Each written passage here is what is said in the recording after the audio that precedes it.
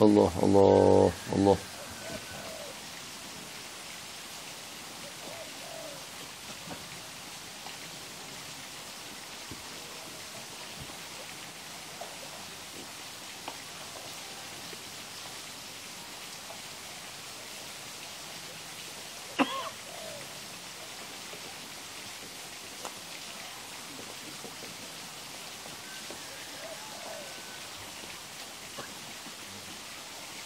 Allah.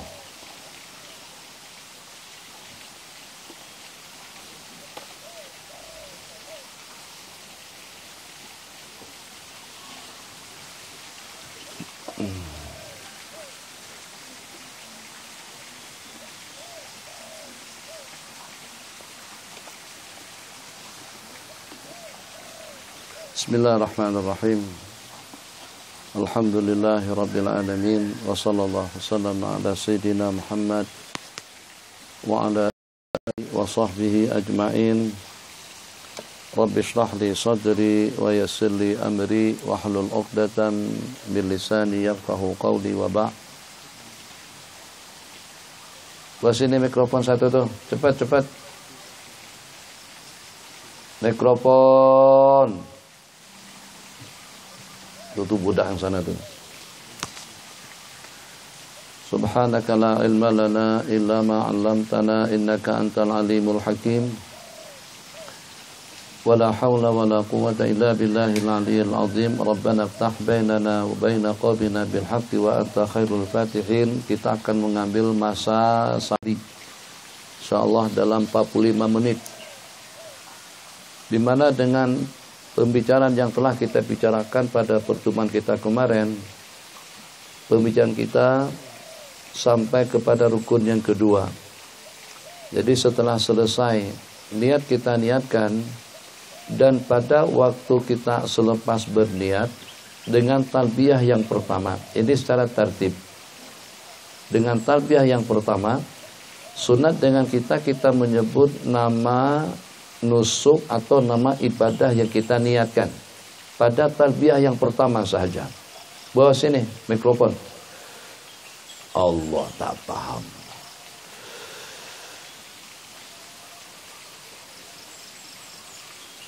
Jadi selepas kita nawaitul hajja wa ahramtu bi lillahi ta'ala, atau dengan nawaitul umrah. Bawa sini.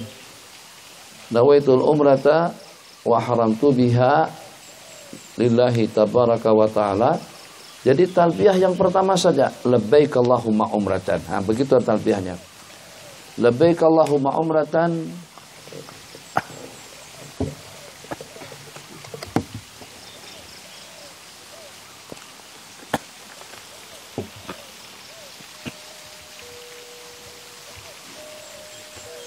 Allah. Lebih kurang. Sama aja.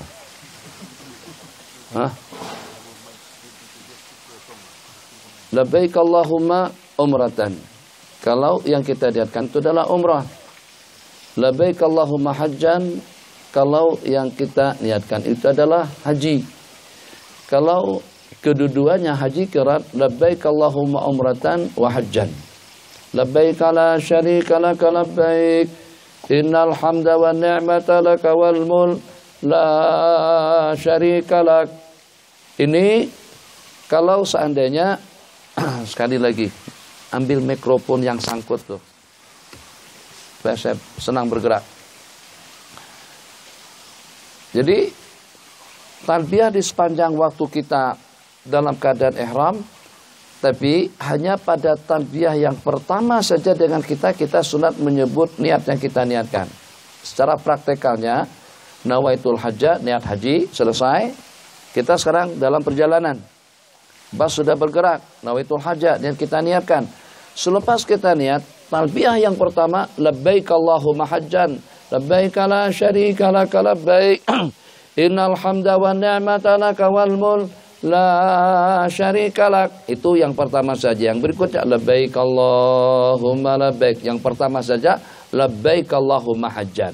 Artinya aku perkenankan seruanmu ya Allah dengan melaksanakan ibadah haji, atau labbaik Allahumma umratan Kalau seandainya umrah yang kita laksanakan atau juga dengan kedua-duanya. Selepas itu talbiyah kita sebagaimana biasa dengan labbaik Allahumma labbaik, tidak menyebutkan nama niat yang kita niatkan. Setelah kita sampai ke Mekah, maka sebagaimana kita sebutkan pada pertemuan kita malam kemarin, yang pertama kita laksanakan itulah tawaf. Itu tergantung kepada niat yang kita niatkan. Kalau niat yang kita niatkan itu adalah umrah, berarti tawaf yang kita laksanakan disebut dengan tawaf umrah. Kalau seandainya niat yang kita niatkan itu adalah haji ataupun juga dengan qiran, yang kita niatkan haji berarti ifrad.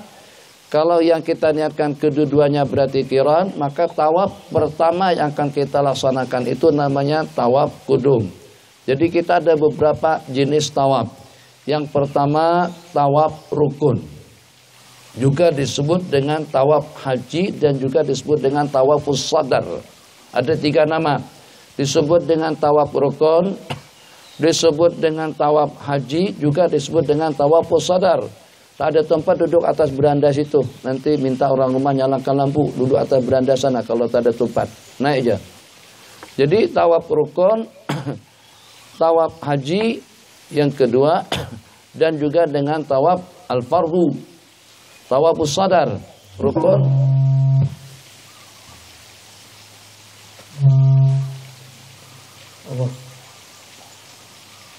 Allah.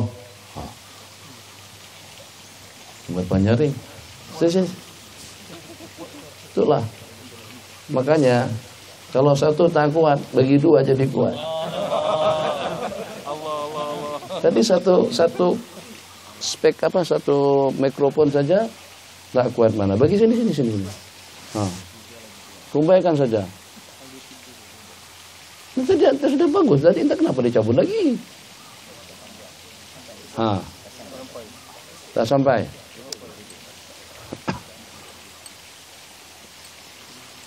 Tawaf rukun, tawaf haji dengan tawaf sadar.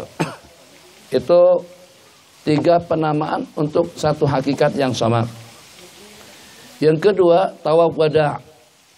Tawaf wada' itu kita laksanakan pada waktu dengan kita kembali daripada tanah suci Mekah setelah selesai segala-galanya sebelum kita musafir. Tawaf wada' adalah merupakan satu tawaf yang wajib kita laksanakan kepada sesiapa saja yang akan meninggalkan tanah suci Mekah. Tak kisah seperti apa keadaannya, tawafu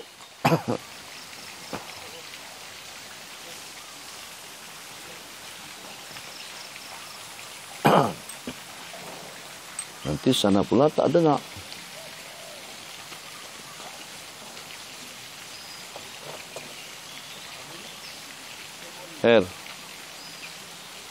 Allah. Allah.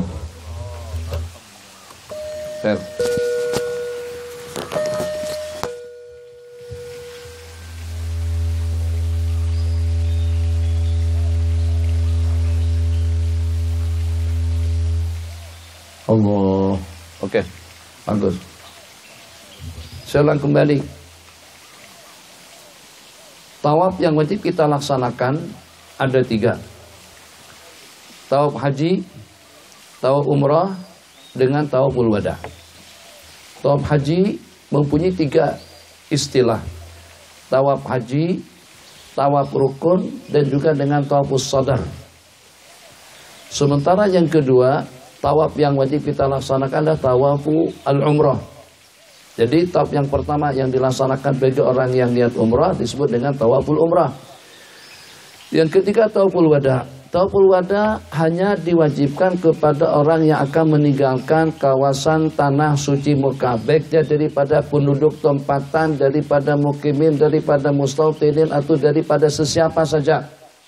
Jadi tak kisah siapa saja yang akan meninggalkan tanah suci Mekah, apakah penduduk tempatan seperti warga Arab Saudi, ataupun juga dengan kita yang mukimin yang datang daripada luar, ataupun juga dengan seseorang yang hanya datang ke sana untuk sementara waktu. Jadi tidak ada yang terkecuali, sesiapa saja. Diingat, sesiapa saja yang akan meninggalkan lokasi tanah haram, maka sebelum dia meninggalkan lokasi tersebut, dia wajib melaksanakan tawaf, namanya tawaf berpisahan, disebut dengan tawaful wada'. Itu yang ketiga. tawaf haji, tawaf umrah, tawaful wada. Selesai.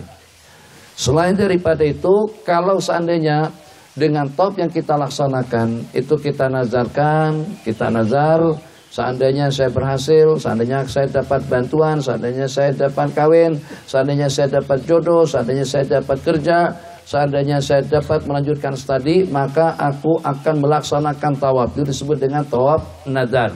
Itu pun juga hukumnya wajib.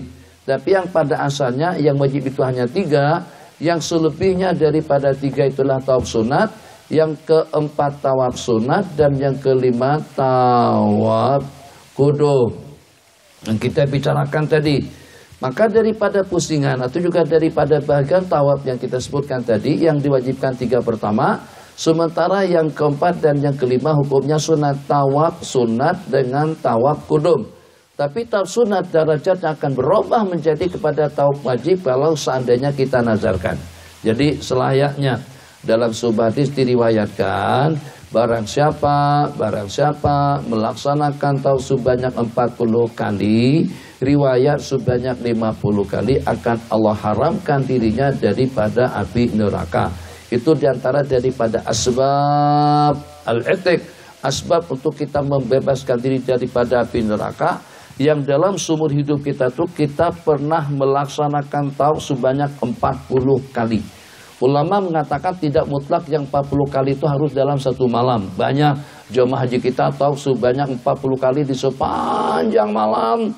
Esok harinya sudah lumpuh, akhirnya sudah tidak lagi ke masjid, sudah tidak lagi melaksanakan salat berjamaah. Jadi tidak ada syarat. Yang penting dalam perputaran waktu, usahakan yang dengan kita ada beberapa jaringan. Jaringan yang pertama yaitu dengan melaksanakan sembahyang 40 waktu berjamaah di Masjid Nabawi dengan tidak keluputan takbiratul ihram yang pertama. Melaksanakan sembahyang 40 waktu di Masjid Nabawi dengan tidak ketinggalan takbiratul ihram yang pertama. Balasannya sebagaimana disebutkan di dalam hadis, akan Allah bebaskan dirinya daripada api neraka. 2, kalau dengan kita diberikan kemampuan, kekuatan untuk melaksanakan sembahyang selama 40 hari. Yang tadi 40 waktu, balasan yang sama. Jadi kalau kita yang berada di Madinah, dengan kemuliaan tempat, amal ibadah kita di sana sama dengan 1000 kali ganda. Itu hanya dalam 40 waktu sembahyang saja. Sementara kalau kita berada di luar daripada lokasi Madinah selama 40 hari, berarti tidak kurang daripada 40 kali 5, 200 sembahyang wajib yang kita laksanakan secara berjamaah dengan mendapatkan takbiratul ihram bersama imam. Ini yang diambil asuh oleh jamaah tabligh. Jadi dari mana? Di antara daripada pengambilan mereka melaksanakan huruj selama 40 hari untuk menjaga dan juga untuk memastikan mereka berhasil dan berjaya untuk melaksanakan sembahyang selama 40 hari secara berjamaah. Ini jaringan kita yang kedua dengan balasan yang sama, pembebasan diri daripada api neraka. Kemudian yang ketiga itu dengan melaksanakan puasa Ramadan 10 hari pertama dengan rahmah, 10 hari kedua dengan maghfirah, 10 hari yang terakhir dengan kebebasan diri daripada api neraka. Yang paling mudah dicapai dan itulah merupakan amalan rutin kita pada tiap selepas maghrib dan subuh, Allahumma ajirna minan nar, dibaca sebanyak 7 kali. Balasannya pun juga balasan yang sama. Nabi kita bersabda, kalau Allah takdirkan dia meninggal dunia pada siang hari itu, kutiba lahu jiwarun minha, akan ditulis kebebasan dirinya juga daripada api neraka. Yang selain daripada itu, melaksanakan tawaf sebanyak 40 kali. Maksudnya 40 kali 7, bukan 40 pusingan, 40 kali 7. 1, 2, 3, 4, 5, 6, 7, selesai. Sembahyang 2 rakaat, ulang lagi. Begitulah seterusnya. Atau tidak ada masalah dengan kita kalau saling dengan sekian tawaf yang kita laksanakan, asalkan yang pertama sudah selesai. Jangan bersambung. Jangan bersambung sampai 70 kali, tidak. Jadi kita laksanakan nawaitu bermula daripada sebelum Hajarul Aswad, berakhir setelah Hajarul Aswad 7 pusingan, itu berarti selesai. Jadi kalau dengan kita tak nak sembahyang sunat pada saat ketika itu tidak ada masalah. Yang nanti selepas kita melaksanakan dalam beberapa pusingan, yang saya maksud dengan pusingan dalam beberapa tawaf, setelah kita melaksanakan dalam beberapa kali tawaf, kesemuanya itu ya imam dengan kita melaksanakan 2 rakaat, 2 rakaat, 2 rakaat, 2 rakaat, 2 rakaat untuk sunat tawaf yang kita laksanakan dalam beberapa kali tadi, ataupun juga kesemuanya itu kita gabungkan dengan 2 rakaat sembahyang sunat pun juga boleh. Jadi kita ada 3 pilihan. Pilihan yang pertama tawaf. Selepas kita selesai tawaf, pilihan yang pertama tawaf. Selepas kita melaksanakan tawaf, dengan kita melaksanakan sembahyang 2 rakaat. Supaya tidak letih. Letih duduk. Lepas selesai tawaf, ini perumpamaan secara sederhana. Jadi tawaf akan kita mulai daripada Hajarul Aswad. Maaf, di Ka'bah untuk sementara waktu. Sini Rukun Yamani, di sini Hajarul Aswad, Syami, Iraki. Sini ada lingkaran namanya Hijr Ismail. Atas sini ada pancuran emas namanya Al-Mizab. Sini ada bangunan kuning namanya Makam Ibrahim. Sementara dekat sini atau 4 rukun, yang sini Rukun Yamani. Misal saja, jangan dicium. Kalau nanti selepas pengajian ada yang cium-cium pula. Nah, ini bukan Rukun Yamani yang benaran. Ini bukan Rukun Yamani, supaya tidak. Duduk-duduk saja, tak apa, tak berat mana. Jadi Rukun Yamani, di sampingnya Hajarul Aswad. Jadi sekarang praktekal kita melaksanakan tawaf yang 40 kali itu seperti apa. Jadi mungkin saja dengan kita berjalan. Pusingan terhitung 1 kalau kita memulakannya sebelum Hajarul Aswad. Sini Hajarul Aswad, niat itu begini. Pada waktu kita niat, kita menghadap Ka'bah. Lepas kita niat, baru kita berpusing. Jadi di antara daripada syarat di waktu tawaf, mengirikan Ka'bah. Ka'bah posisinya berada di sebelah kiri kita, bukan mengirikan bahu. Ka'bah berada sebelah kiri, tidak mesti berbetulan dengan bahu. Jadi tidak seperti jamaah Melayu kadang-kadang pada waktu tawaf serong begitu. Kenapa? Karena untuk memastikan bahwasanya Ka'bah berada di sebelah bahu kiri. Tidak. Yang penting Ka'bah posisinya berada di sebelah kiri, supaya jangan sampai dengan kita pada waktu kita tawaf kita berjalan seperti ini. Kalau berjalan seperti ini berarti Ka'bah berada di sebelah kanan. Atau juga jangan berjalan bergeser seperti ini. Kita mengiring, yang sehingga pada waktu kita mengiring Ka'bah berada di sebelah kiri. Jangan sekali-kali kita menghadapnya, 1, dan jangan sekali-kali dengan kita membelakanginya. Ingat, tempat-tempat yang kita kadang-kadang melayang di sini Makam Ibrahim. Biasanya kalau pada hari ke-10, hari ke-11, hari ke-12 atau juga pada malam 27 bulan Rajab atau 10 malam terakhir daripada Ramadan, jangan mengantuk sejam saja. Berdiri kalau mengantuk. Mau tawaf sebentar nih, setengah jam saja lagi. Jangan ganggu konsentrasi kita. Jadi kalau kita masuk antara Ka'bah dengan Makam Ibrahim, itu bakalan boleh terangkat kaki kita. Kenapa? Sebab dengan jamaah Turki, dengan jamaah daripada Nigeria, jamaah daripada orang-orang hitam, Masya Allah, tabarakallah, kita yang kecil nih, bukan tak boleh. Tapi ketika dihimpit sama mereka, kaki kita boleh terangkat juga dengan kita melangkah di atas angin. Jadi untuk menyelamatkan diri dengan kita terpaksa harus melayang. Jadi kita berjalan begitu, berjalan, untuk mengelakkan manusia yang terlampau ramai. 1, untuk keselamatan, 2, untuk mengelak supaya kita tidak dijejali oleh mereka.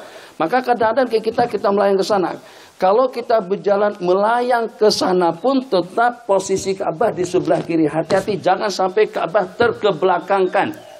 Kalau kita membelakangi ke Ka'bah, maka pusingan kita itu tidak terhitung daripada tawaf. Oke, kita kembali kepada tawaf yang 40 kali. 40 kali itu berarti 40 kali 7. Pusing dari sini, permulaan daripada Hajarul Aswad, jalan sampai kepada Hajarul Aswad, terus kita lewati, itu baru 1. Jadi permulaannya sebelum, kesudahannya setelah. Yang semacam itu sebanyak 7 kali selesai. Setelah 7 kali terus dengan kita ke makam Ibrahim boleh, dan itu afdalnya. Ima dengan kita sembahyang sunat taub di belakang makam Ibrahim. Kalau tak boleh di Masjidil Haram. Kalau tidak boleh di Tanah Haram. Kalau tak boleh kita bawa ke Malaysia pun juga tidak ada masalah. Dan tidak ada denda, tidak ada fidyah, tidak ada kafarat yang harus kita bayar. Kalau dengan sembahyang 2 rakaat itu terbawa sampai ke tanah air. 3 pilihan. Pilihan yang pertama, setelah selesai kita melaksanakan taub 7 pusingan, maka kita sembahyang 2 rakaat, dan itu afdalnya. Pilihan yang kedua, kita nak melaksanakan taub sebanyak 7 kali dahulu. Oke, 7, 1, 2, 3, 4, 5, 7, mulai lagi, 7 lagi, mulai lagi, 7 lagi, selesai. Kemudian baru kita melaksanakan sembahyang sebanyak 14 rakaat. 2 rakaat, 2 rakaat, 2 rakaat, sejumlah bilangan taub yang kita laksanakan. Pilihan yang ketiga, yang terakhir, sejumlah berapapun banyaknya tawaf yang kita laksanakan, letih sungguh sepanjang malam sampai subuh, sampai terbit matahari, alhamdulillah berhasil kita melaksanakan tawaf sebanyak 40 kali, artinya 40 kali 7 pusingan. Terakhir sekali pada pusingan yang ke-40, baru dengan kita melaksanakan 2 rakaat sembahyang sunat taub. Allahu Akbar.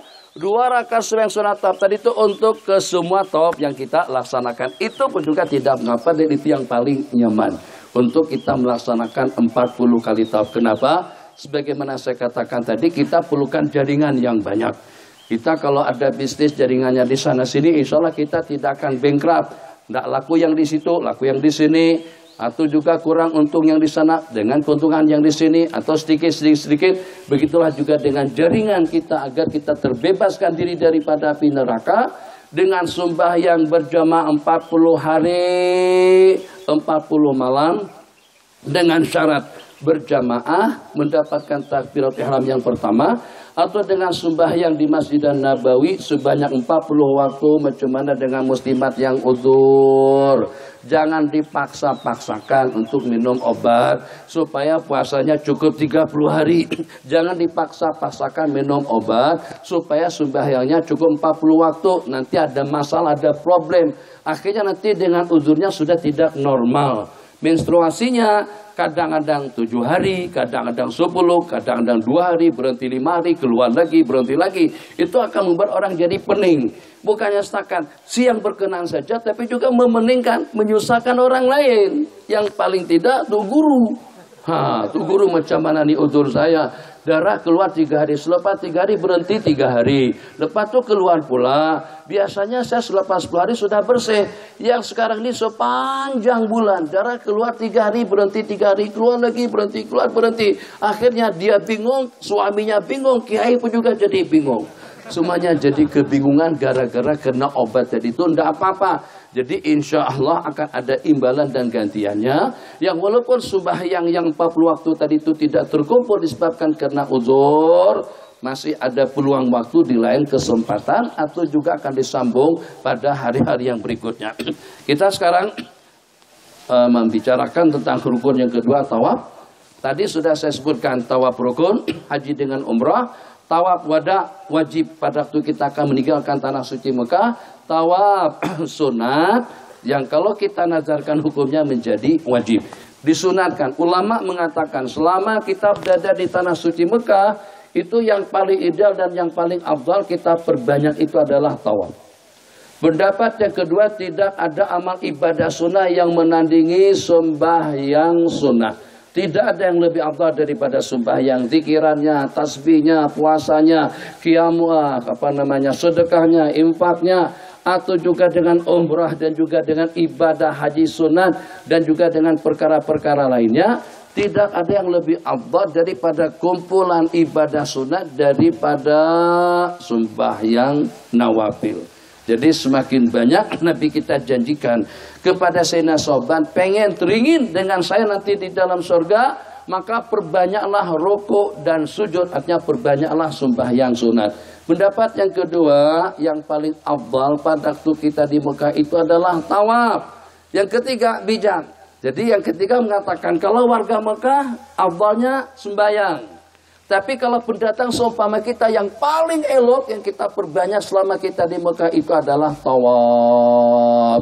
Dahulu kita masa-masa santai, antara maghrib dengan isya kita boleh 1 kali tawaf. Bahkan kadang-kadang selepas pengajian selepas maghrib. Ini dahulu, ini memori tahun 80-an, tahun 70-an. Antum belum lahir lagi.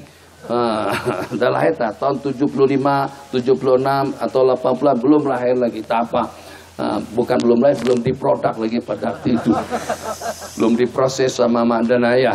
Khair. Jadi selesai pengajian dengan Syekhuna Syekh Abdullah Al-Lahji, sisa waktu kira-kira dalam 10 menit. Yang khas 10 menit itu kita dan untuk melaksanakan tawaf.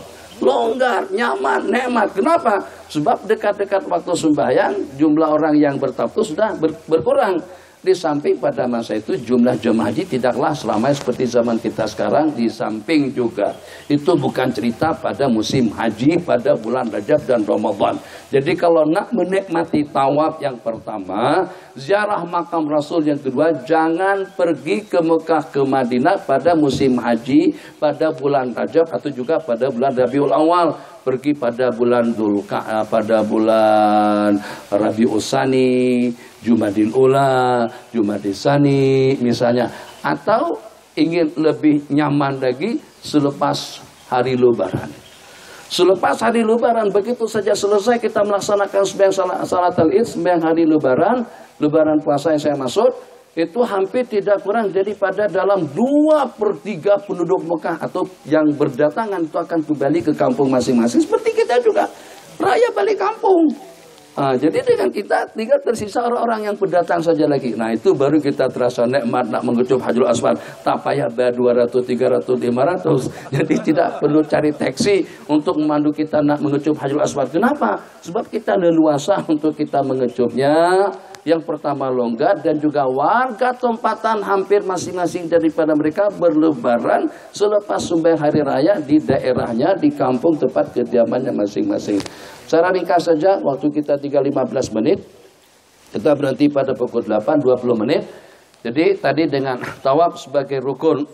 Yang kedua, diantara daripada syarat-syarat yang disyaratkan pada tawaf, senang saja. Yang pertama dalam keadaan suci dan bersih. Sebagaimana pada waktu kita melaksanakan sembahyang, syarat utama atau diantara daripada syarat-syarat waktu kita melaksanakan tawaf dalam keadaan suci dan bersih, artinya suci pakaiannya, suci anggota tubuhnya, dan juga suci tempat kita berpijak. Di samping kita juga bersih daripada hadas besar dan juga daripada hadas kecil. Hati-hati, kadang-kadang minta maaf muslimat kan tak perasaan. Kadang-kadang tak sadar diri, taunya udhur darah mengalir. Jadi kita ternampak di mataf tempat penampakan itu ada kesan darah udhur. Hati-hati jangan sampai terpijak. Kadang-kadang ada tai burung. Kecuali kalau memang kita sudah tidak dapat mengelak lokasi al-mataf, kemanapun kita berjalan, dimanapun kita berpijak, kita akan terpijak tai burung. Maka dalam keadaan seperti itu diistilahkan dalam bahasa hukum al-usur wa umumul balwa. Susah dan perkara yang tidak dapat kita elakkan. Dalam keadaan semacam itu tidak masalah dengan kita berpijak atau dengan memijak tai burung. Satu, bersih. Kemudian yang kedua, tutup aurat. Beda nanti dengan sa'i. Kalau dengan sa'i, kalau aurat tidak tertutup tak ada masalah. Tapi dengan catatan, dengan syarat, boleh saja melaksanakan sa'i secara bugil, pakai celana pendek saja, tapi jangan ada orang yang sa'i selain daripada kita. Nah, itu kalau boleh oke. Tak ada masalah. Mau santai misalnya, mau jogging sekaligus di waktu sa'i tak boleh, jogging tak boleh. Jadi pada waktu tawaf syaratnya sama dengan sembahyang dalam keadaan suci dan bersih. Yang kedua menutup aurat. Yang ketiga dengan hitungan yang cukup 7 pusingan. Tidak ada istilah tawaf 2 pusingan saja. Tidak ada 3 pusingan saja. Jadi itu diantara daripada perbedaannya dengan sembahyang. Kalau sembahyang masih boleh kita laksanakan 1 rakaat. Seperti sembahyang witir. Tapi tawaf boleh tak 1 pusingan saja? Tidak. Tawaf harus dalam 7 pusingan. 7 pusingan itu disebut dengan 1 kali tawaf. Dengan hitungan yang cukup. Dimulakan daripada sebelum Hajarul Aswad. Tadi kita perumpamakan di sini Hajarul Aswad, di sini rukun Yamani. Dimulakan daripada sebelum Hajarul Aswad, terserah. Ima dengan kita niat dengan hadap Ka'bah, ima dengan kita langsung saja berputar. Tapi sebelum sampai berbetulan bahu kita dengan Hajarul Aswad, niat sudah terniatkan di dalam hati, sengaja ku tawaf. Niat tawaf salah satu daripada rukunnya kalau seandainya tawaf yang kita laksanakan itu tawaf sunat. Ini diantara daripada yang aneh. Diantara daripada yang aneh, kalau tawafnya tawaf sunat, niatnya wajib. Kalau tawafnya tawaf wajib, niatnya sunat. Kenapa? Nah, kenapanya? Mungkin supaya mudah dipahami. Pada saat tadi kita sampai di mikat kita yang 5, Dzulkhulaifah, Yalamlam, Al-Juhfah, Qarnul Manazil, Zatu Irqid, mikat yang 5. Pada waktu kita sampai di mikat, katakan saja ini lokasi tanah haram. Tadi malam kita tidak leluasa, katakan saja ini kawasan Kapet.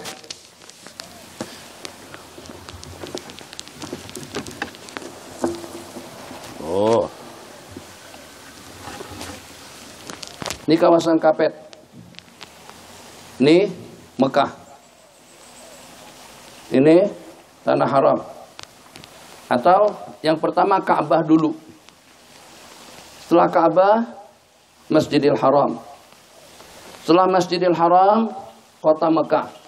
Setelah kota Mekah, baru tanah haram. Jadi dikatakan, kalau pada waktu kita lagi sedang berada di dalam masjid, maka menghadap Ka'bah hukumnya wajib. Kalau pada waktu dengan kita berada di luar daripada Masjidil Haram, yang wajib kita hadap itu adalah Al-Masjidil Haram. Yang kalau pada waktu dengan kita berada di luar daripada tanah suci Mekah, maka dengan menghadap kota Mekah itu memadai. Makanya kalau perasaan Boeing 777, kalau 747 tak ada penunjuk arah Ka'bah, 777 atau Airbus 330 yang agak baru atau 380. Jadi kadang-kadang dengan kita tak tahu arah Ka'bah itu seperti apa. Dia tidak tuju ke arah Ka'bah, yang dia tujukan arah Mekah saja.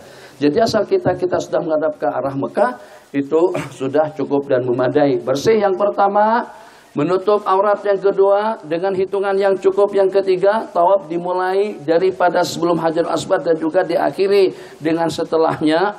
Kemudian tidak ada sharif, tidak ada yang memalingkan kita daripada tujuan. Nih, pusingan yang pertama dari sini nih. Dari sini dia ada 4 sudut. Dari sini pusingan yang pertama, pusingan yang kedua, pusingan yang ketiga, sunat ramal. Arti daripada ramal, lari kecil, lari anak. Tadi kita daripada rumah, daripada hotel, bahkan kita masih tetap seperti ini. Kedua bahu kita tutup. Begitu kita sampai ke Masjidil Haram, begitu kita akan mengawali tawaf, baru kita berittiba. Kita buka bahu kanan kita. Selepas kita benar, baru kita berpusing seperti ini. Maka dengan tawaf yang namanya ramal, Rabbighfir, begini. Rabbighfir warham. Putus tali ini susah lah, tali ini pendek sangat. Nanti buat tali yang panjang sedikit, supaya tidak ganggu pergerakan kita. Jadi Rabbighfir, jangan lari. Atau seperti Muhammad Ali Kelai. Tapi tidak juga kayak Rabbighfir ma'ahazil katifah, dengan menggerakkan kedua belah bahu. Rabbighfir. Satu. Nah, kadang-kadang pada waktu kita ramal seperti itu, kita perasaan ada perempuan di belakang. Terus dengan kita laju selangkah. Rabbighfir, terus kita melangkah laju. Atau pada waktu kita berjalan, karena takut kesentuh, kepijak perempuan, kesentuh perempuan, terus kita laju cepat. Terus kita jalan cepat atau jalan laju. Dari langkah kita melangkah tadi itu, kita lajukan jalan kita. Kalau tujuannya mengelak daripada perempuan, itu tidak terhitung daripada tawaf. Kenapa? Sebab Anda bukan lagi tawaf, tapi kamu mengelak agar tidak disentuh oleh perempuan. Santai. Allahumma jahajam mabrura wa zayam maskura wa tijaratan lan tabur. Haji Baskor, assalamualaikum. Nah, itu pun juga terilak daripada tawaf. Kenapa? Sebab langkah kita tadi itu nak mengejar kawan daripada hadapan. Bahasa hukum ada musarif, tidak ada yang memalingkan kita daripada niat tawaf. Jadi itu diantara daripada syarat-syaratnya. Yang selain daripada itu, tawaf kita laksanakan di dalam masjid. Di dalam masjid, Masya Allah, tabarakallah. Baik di dalam masjid yang berdekatan dengan Ka'bah atau juga jauh. Bahkan kalau seandainya keselamatan kita tidak terjamin, kita tawaf di lantai di tingkat 2 pun tidak ada masalah, asalkan di dalam masjid. Ka'bah itu memang jauh sekali, seperti adanya di pokok kelapa di sana. Yang dengan kita tawaf di atas 1 pusingan setengah jam, berarti 3 jam setengah baru selesai. Boleh, tidak ada masalah, asalkan di dalam Ka'bah, di dalam masjid. Gimana kira-kira kalau pada waktu kita berada di luar masjid? Ini Ka'bahnya di dalam Masjidil Haram, terus kita tawaf di luar. Itu lebih aman lagi, insya Allah tidak ada sebarang gangguan. Yang walaupun langkahnya lebih banyak, makan waktunya pun juga lebih panjang, hukumnya tidak sah, sebab syarat yang ketujuh atau syarat yang terakhir daripada tawaf itu, tawaf dilaksanakan di dalam Ka'bah, di dalam masjid. Kita ulang. Bersih yang pertama, menutup aurat yang kedua, niat yang pertama. Kalau seandainya tawafnya tawaf sunat, kalau seandainya tawafnya tawaf wajib, tadi kita katakan niat hukumnya sunat. Kenapa? Sebab nawaitul haji itu mencakupi segala aktiviti yang kita laksanakan di dalam haji dan umrah. Nawaitul hajjah, niat yang kita niatkan pada waktu kita berada di miqat yang 5, itu mencakupi segala kegiatan-kegiatan yang kita laksanakan. Tidak perlu niat di waktu wukuf, tidak perlu niat di waktu mabit, tidak perlu niat di waktu melontar, tidak perlu niat di waktu tawaf, tidak perlu niat juga di waktu sa'i. Kenapa? Sebab niat haji yang kita niatkan pada waktu kita di miqat itu sudah menaungi dan juga sudah memayungi aktiviti kegiatan-kegiatan yang kita laksanakan dalam ibadah haji dan umrah. Tapi kalau tawaf yang kita laksanakan adalah tawaf sunat, maka niatnya hukumnya wajib. Niat bersih. Kemudian yang ketiga, menutup aurat dengan hitungan yang cukup, dimulakan dan diakhiri sebelum dan setelah Al-Hajarul Aswad. Tidak ada tujuan yang memalingkan kita daripada niat, daripada tawaf. Ini ada 3 tempat. Tidak ada sarif, tidak ada yang mengalihkan niat kita daripada tujuan. Pada 3 tempat, pada 3 kegiatan. 1 di waktu tawaf, yang kedua di waktu sa'i, yang ketiga di waktu melontar. Di waktu tawaf yang macam tadi itu, kadang-kadang kita laju kenapa? Kalau laju untuk mengejar kawan, laju karena ada keluarga nak mengucapkan assalamualaikum, berarti langkah yang kita lajukan tadi itu sudah terpaling daripada tujuan tawaf. Ataupun juga pada waktu kita lagi santai-santai jalan pada waktu sa'i antara Safa dengan Marwah, ternampak ada tong air. Maka niat dalam hati kita nak ke situ nak minum air dulu, baru kita sambung. Maka daripada keinginan nak minum air, terus kita berjalan menuju tong air atau menuju tempat minuman, itu sudah terpaling niat kita daripada sa'i. Jadi nanti kalau berlaku juga yang semacam itu minum, selepas minum kita mundur ke belakang. Tadi kita terniat mau minum di sini, terus kita minum sana, mundur untuk ukuran tawaf. Atau kalau seandainya tidak mungkin kan kita teruskan saja pusingan kita, tapi itu tidak kita hitung. Sa'i mundur ke belakang 10 menit, jangan mengantuk. Abu kacamata yang punya kacamata atau spek mata. Berikutnya yang terakhir, tawaf di dalam masjid. Selesai, alhamdulillah. Bacaan terserah nak baca apa, nak baca tasbih, nak berdoa, baca Quran. Jadi tidak mesti Rabbana atina Bedonnya hasanah. Itu ada mutawib yang memimpin. Bayar. Mutawib itu sudah ditugaskan sama muasasah. Jadi jemaah kita ini memang betul-betul sami'na wa ata'na. Mutawib bilang Rabbana. Ikut lagu dia betul, rentak dia. Jadi kadang-kadang dia pusing-pusing. Dia kan tahu dia membimbing kita saja. Jadi sambil membimbing jemaah, Rabbana atina. Jadi kita pun juga atina. Nah, kita wajib mengirikan Ka'bah. Jangan sampai terhadap, jangan sampai terkebelakangi, jangan sampai berpaling seperti itu. Makanya handphone jangan dibawa. Sebab nanti dengan kita akan bersilpian pada waktu kita Rabbana atina pedannya hasanah. Kacau handphone. Akhirnya rugi. Ya imak rugi. 30 tahun kita menunggu baru kita diberangkatkan. Atau kerugian kita dengan sekian ribu uang RM. Balik. Kembali ke tanah air masing-masing. Bighairi hajjin wala umrah. Tanpa haji dan umrah. Kenapa? Gara-gara karena handphone. Mudah-mudahan. Satu perkara yang saya sebut malam kemarin. Silpian itu mungkin ada ideal dan ada bagusnya. Kalau backgroundnya mungkin taman. Ataupun juga mungkin kawan-kawan kita sendiri. Tapi Aji, saya sebut malam kemarin, kalau misalnya di situ ada Habib Omar, ada Habib Zain, ada Habib Muhammad, ada Kiai, ada Maulana, terus dengan kita selfian dengan mereka, begitu, maka jelas muka kita nampak besar seperti Kubah, seperti Jabal Nur, sementara para masyayikh di belakang kita jadi background kita kecil-kecil semuanya. Bagi saya itu sebagai satu penghinaan lah kepada para ulama.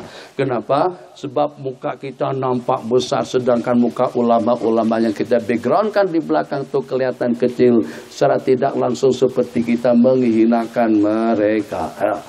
Kembali bacaan senyap saja, tak ada baca apa-apa. Rasa-rasanya bingung. Nah baca apa? Tak hafal. Baca surah pun juga tidak hafal. Tadinya hafal pada waktu tawaf. Suasana dengan keadaan yang seperti itu akhirnya membuat kita jadi lupa segala-galanya. Dah, keliling saja, posing saja. Senyap, tak ada bacaan langsung. Kalau hitungannya cukup 7 kali putaran, 7 kali pusingan, tawaf kita sempurna. Selesai tawaf. Baru dengan kita sembahyang 2 rakaat. Tadi sudah saya katakan, sembahyang sunat tawaf hukumnya sunnah. Di mana saja kita laksanakan memadai. Jadi tidak mutlak dengan kita melaksanakannya di belakang makam Ibrahim. Di makam Ibrahim iya. Di Multazam, di Mizab iya. Atau juga di belakang sana iya. Di pojok mana, di hotel. Kita bawa ke Malaysia pun juga boleh. Jadi tidak disyaratkan untuk melaksanakan sembahyang 2 rakaat di belakang makam Ibrahim. Kecuali kalau rasa-rasa aman. Wattakhidhu min maqami Ibrahim musalla. Dan dipastikan kita dalam keadaan ihram. Pada waktu kita rukuk dan sujud. Rukuk tidak ada masalah. Pada waktu kita sujud rambut kita panjang. Mana kawan kita yang panjang rambut semalam tuh? Tidak ikut. Jadi pada waktu kita sujud, rambut panjang, Allahu Akbar, maka rambut kita akan terhampar. Kadang-kadang orang hak depan tuh tak perasaan pijak rambut kita. Kan dia berdiri. Jadi pada masa kakinya sudah tegak berdiri, kepijak rambut kita, begitu kita bangun, Allahu Akbar, tertarik, tercopot, terjatuh. 3 helai atau lebih. Kambing. 1 ekor kambing yang wajib kita sembelih. Ada pendapat mengatakan kalau seperti itu keadaannya maka dengan kambing itu wajib disembelih, tapi tuntutan membayarnya atau kewajiban membayarnya itu akan dibayarkan oleh orang yang menjadi asbab rambut kita jadi tercopot. Tapi sebenarnya sama-sama salah. Kenapa berambut panjang? Atau juga kenapa tidak waspada dan juga tidak hati-hati. Pada waktu ihram santai, saya dengan janggut diusap-usap, ditadi-tadi kadang-kadang digigit-gigit pipi, cepet-cepet seperti itu. Tercopot janggutnya itu bagaimana kira-kira? Kalau pasti janggut yang tercopot tadi itu kena perbuatan kita wajib fidyah. Kalau tidak yakin mungkin sudah lurus sebelumnya. Pada waktu kita mengusap rambut, sapu kepala, ada beberapa helai rambut di tangan. Tidak pasti apakah tercopot karena sapuan tadi itu atau tercopot, terjatuh, terlurus sebelumnya. Selama masih was-was dan tidak yakin, kita tidak wajib bayar fidyah. Kita akhiri. Selepas kita sembahyang, doa. Di sanalah Allah menerima taubat Nabiullah Adam alaihi salam. Rabbana zalamna anfusana wa illam taghfir lana wa tarhamna lanakunanna minal khasirin. Itu perbedaan antara Nabiullah Adam dengan iblis. Iblis setelah melanggar perintah Allah, tidak melakukan perintah, iblis komplain. Nabiullah Adam memohon ampun dan kemaafan kepada Allah.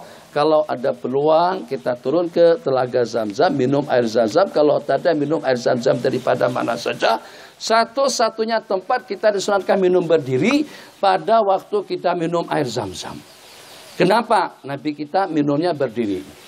Alasan ulama untuk menjelaskan tentang kebolehannya. Pendapat yang kedua disebabkan karena orang ramai. Alasannya ketiga supaya kita boleh tadallu', boleh minum sepuas-puasnya. Ingin dengan keilmuan yang mantap, daya ingatan yang kuat, cepat hafal, cepat alim, mudah itu dan ini, dan diberikan tenaga dan kekuatan zahir dan batin. Niatkan semacam itu pada waktu kita minum air zam-zam. Ambil, insya Allah apa saja yang kita niatkan dalam bahasa hadis, sepenuh air zam-zam yang kita masukkan ke dalam rongga kita, sebanyak itu juga hikmah dan ilmu yang akan bertapak di dalam dada. Dikatakan dahulu-dahulu warga Mekah tidak pernah dikalahkan dalam bidang apa saja, selama mereka masih menjaga minuman mereka. Yang mereka minum hanya air zam-zam. Ma'u zam-zam lima syuribalah. Air zam-zam menurut niat yang kita niatkan. Riwayat yang lain, ma'u zam-zam itu adalah syifa'u sakamin. Dan yang kedua, ta'amu to'min, mempunyai kekuatan makanan dan juga sebagai penyembuh daripada segala gangguan dan penyakit. Nawaitunya terserah. Apa sejak dan nawaitu kan dengan niat yang kita niatkan, ya ima secara seketika, ya ima setelah beberapa waktu kemudian. Kanker, ada orang kanker sembuh dengan air zam-zam, batu-batu sembuh dengan air zam-zam. Al-Imam Ibnu Qayyim menceritakan, selama saya di Mekah dalam beberapa tahun, terapi perobatan saya hanya dua. Satu dengan Fatihatul Kitab dengan surah Fatihah, kemudian yang kedua dengan air zam-zam. Ambil air zam-zamnya, berdiri. Ya Allah ya Rahman Rahimin. Kalau tidak dibaca, kalau tidak diucapkan doa, kalau kita tidak baca doa, boleh niat dalam hati. Doa dalam hati, aku meminumnya yang pertama untuk kedahagaan pada hari kiamat nanti. Aku meminumnya untuk mendapatkan husnul khatimah, kekuatan, ibadah, ketenangan, dan juga ilmu, keibadah, muraqabah. Hal-hal yang positif. Apapun yang nak kita niatkan, insya Allah Imam Syafi'i niatnya untuk ilmu, yang kedua untuk memanah. Kalau belum membidik, 10 anak panah yang beliau panahkan akan kena sasaran ke-10-nya. Al-Imam Hakim dengan niat agar saya Al-Imam Az-Zahabi dengan Al-Imam Ibnu Hajar Al-Asqalani. Imam Ibnu Hajar mengatakan, pada seketika aku meminum air zam-zam, aku dengan 3 macam niat yang aku niatkan. Niat yang pertama, Imam Ibnu Hajar Al-Asqalani, aku niatkan pada waktu aku meminumnya daripada 3 niat yang saya niatkan, agar dengan aku mempunyai kemampuan, keilmuan dalam bidang ilmu hadis, kepakaran dalam bidang hadis seperti Al-Imam Az-Zahabi rahimahullahu ta'ala. Itu kali pertama. Kali kedua, kata beliau, seketika aku meminumnya, aku ingin agar posisi dan kedudukanku lebih alim alamah dan lebih menguasai dalam bidang ilmu hadis daripada guru saya Imam Az-Zahabi. Ternyata sebagaimana dengan gelaran yang diberikan kepada beliau, Al-Imam Ibnu Hajar Al-Asqalani diantara daripada ulama yang mendapatkan gelaran sebagai Amirul Mukminin fil hadis. Itu beliau hubungkan asbab musababnya dengan air zam-zam. Al-Imam Al-Khatib Al-Baghdadi tadi yang 3 niat. Niat yang pertama, jangan mengantuk, 5 menit lagi. Niat yang pertama, agar aku diberikan tauliah untuk mengajar di masjid yang terbesar di Baghdad. Yang kedua, agar dengan aku diberikan kemudahan untuk mengarang sejarah Baghdad. Niat yang ketiga, agar pada waktu aku meninggal dunia nanti, aku dikuburkan di samping Imam Bishrul Hati, aneh bin ajaib. Untuk urusan kuburan, tapi dengan niat pada waktu minum air zam-zam. Yang pertama, beberapa waktu kemudian, di luar daripada dugaan, tidak dihayalkan, tapi dimohon dan diminta kepada Allah. Ternyata dengan beliau mendapatkan tauliah daripada kerajaan untuk mengajar di masjid yang terbesar di Baghdad pada saat ketika itu. Dan juga yang kedua, Allah berikan kemudahan untuk mengarang sebuah kitab namanya Tarikh Baghdad. Kita ada dalam 14 jilid besar, semua ulama yang mundar-mandir, yang pernah mengaji, yang pernah belajar guru dan juga dengan murid-muridnya, termuat di dalam kitab namanya Sejarah Baghdad, Tarikh Baghdad. Yang ketiga, ini susah, pengen berkubur di samping Imam Bishrul Hati. Jadi pada saat ketika sampai ke lokasi kubur berkenaan, ceritanya ini setelah beliau dalam keadaan sakarati, beliau menyampaikan pesan beliau kepada anak murid agar nanti dengan aku dikuburkan di samping Imam Bishrul Habib. Imam Bishrul Habib ini salah satu daripada ulama suluk, ulama tasawuf, ulama wara, ulama zuhud, terkumpul macam-macam kemuliaan. Untuk kita khayalkan sementara ramai mana yang menyembahyangkan beliau pada waktu beliau meninggal dunia. Sejak daripada selepas sembahyang subuh tadi itu, upacara pengebumian, usaha atau upacara atau acara untuk menguburkan Al-Imam Bishrul Habib. Karena terlampau ramai yang menyembahyangkan, manusia berdatangan daripada segenap pelosok, berdatangan daripada segenap penjuru dunia. Jenazah yang sudah siap untuk dikuburkan, ternyata sejak daripada pagi baru berjaya dikuburkan selepas adzan maghrib berkumandang. Anda boleh bayangkan lama mana orang melaksanakan salat jenazah. Salat jenazah itu sebentar saja. Allahu Akbar Fatihah, Allahu Akbar salawat, Allahu Akbar doa, Allahu Akbar doa lagi, Assalamualaikum. Paling lama 5 menit. 5 menit itu udah panjang sebenarnya. 3 menit pun selesai. Kalau stay kita 1 menit pun habis. Sebab kita doa tak panjang. Orang Arab doanya panjang. Kita udah yang pendek-pendek saja. Jadi yang semacam itu, kalau sampai petang baru terkuburkan dalam berapa juta manusia. Imam Ahmad mengatakan dalam satu lokasi terkumpul tidak kurang daripada dalam 2.500.000. Dalam 2,5 juta telapak kaki yang menyembahyangkan Imam Ahmad bin Hambal rahimahullah. Jadi ingin sekali berkubur di samping Imam Bishrul Habib. Tapi ternyata lokasi pekuburan tadi itu sudah penuh, sudah tidak ada tempat. Ada satu tempat kosong di samping beliau, tapi itu sudah di-booking sama seseorang. Seseorang itu pula kedekut sungguh. Kenapa dia kedekut? Kata dia tuh saya peruntukkan untuk diri saya. Saya selalu senantiasa berbaring di situ. Masa-masa santai masuk baring baca Yasin supaya ada persiapan lah, bagus. Tapi saya tidak menyarankan. Tapi mungkin ada eloknya juga supaya kita tidak terbawa-bawa nafsu, tidak terbawa-bawa kehidupan, tidak terbawa-bawa keinginan. Eloklah kalau nanti sudah buat rumah, di belakang rumah tuh buat kubur.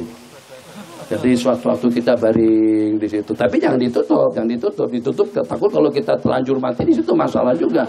Kita cuma sekedar mau membayangkan bagaimana kalau pada saat kita dikuburkan di situ. Tingginya setumbang kita berdiri. Setinggi saya angkat tangan, masuk situ. Ya pakai kain saja. Jangan pakai kain kapan. Kalau nanti dikira sama malaikat memang sudah waktunya terus dicabut, kita masalah. Jadi kita nak coba aja. Supaya ada kesadaran, supaya kita insaf, supaya kita ingat, supaya kita tidak lupa daratan, masuk sejenak situ dalam beberapa saat. Nah jadi situ guru tadi itu tidak ada istilah toleransi. Itu sudah saya booking, tempat itu memang kepunyaan aku tak bagikan kepada sesiapapun. Sekarang jenazah sebentar lagi akan dikuburkan. Yang punya kubur tetap tidak memberikan kerjasama kepada mereka-mereka. Maka pada saat ketika itu didatangi oleh salah seorang ulama besar, Pak Kiai atau Tuan Haji, Tuan, sekedar mau tanya, Tuan bagi jawaban. Kalau seandainya Tuan duduk sekali dengan Imam Bishrul Habib, kalau seandainya Tuan datang dengan Al-Khatibul Baghdadi menziarahi Imam Bishrul Habib yang sedang duduk santai di masjid dengan murid-murid beliau, kebetulan daripada tempat duduk beliau tadi itu yang ada hanya untuk satu orang saja. Jadi katakan saja Imam Bishr duduk bersila, duduk iftirash, duduk tawarruk, tempat kosong yang ada di sebelah kanan atau kiri belah itu hanya cukup untuk satu orang. Terus pada saat ketika itu datang kamu, datang sampean, datang Pak Long dengan Al-Imam Al-Khatib Al-Baghdadi. Agak-agaknya saat ketika kalian berdua datang pada waktu yang sama, siapa yang Imam Bishrul Habib persilakan untuk duduk di samping beliau? Ya tentulah Khatib Baghdadi lah. Takkan aku yang disuruh duduk di situ. Aku pun juga tahu diri. Dan aku tidak ada rasa kecewa, tidak ada rasa sedih kalau aku tidak dipersilakan. Pasti dan pasti jelas Khatib lah yang disuruh duduk di samping beliau. Nah, kalau pada waktu beliau hidup, beliau lebih berkenan dengan Imam Al-Khatib Al-Baghdadi. Tentu juga Imam Bishrul Habib akan lebih seronok kalau yang menemani beliau di samping kubur beliau itu adalah Al-Khatibul Baghdadi. Terkabul hajat yang ketiga. Saran saya satu saja, kalau pada waktu kita ada hajat 1001 hajat, jangan lupa kita memohon dan memintanya pada waktu kita minum air zam-zam. Jadi satu-satu keadaan yang kita sudah minum berdiri, pada waktu kita minum air zam-zam, ulama mengatakan litadhallu, supaya kita boleh minum sepuas-puasnya, minum lagi, tambah lagi, tidak apa-apalah, perut kita sudah terasa buncit, yang kolesterol. Ya Allah, mudah-mudahan kolesterolnya lusuh ataupun juga larut. Yang ada permintaan lain, minta, ada hajat, minta apa saja yang kita minta, insya Allah akan Allah kabulkan. Sebab itulah yang Nabi kita janjikan, ma'u zamzama lima syuribalah, air zam-zam itu menurut niat yang kita niatkan. Wabillahi taufik. Kita sambung nanti pada pukul 9, pada pukul 9.30. Oke? Atau pukul 10? Hah? Awas sedikit. Kita 8 pagi selepas ini. Rabbana atina fid dunya hasanah fil akhirati hasanah wa qina adzabannar. Amin. Subhanakallahumma wa bihamdika asyhadu an la ilaha illa anta nastaghfiruka wa natubu ilaik. Amin. Alhamdulillahirabbil alamin. Oke, tangkap gambar, tangkap ya. Sekarang waktu bergambar, bukan pada masa pengajian tadi, pusing ya. Tadi itu gambar tak cantik lagi sebab belum terang, sekarang sudah terang. Tangkap gambar. Tangkap. Belum terang, sekarang sudah terang. Tangkap gambar. Tangkap.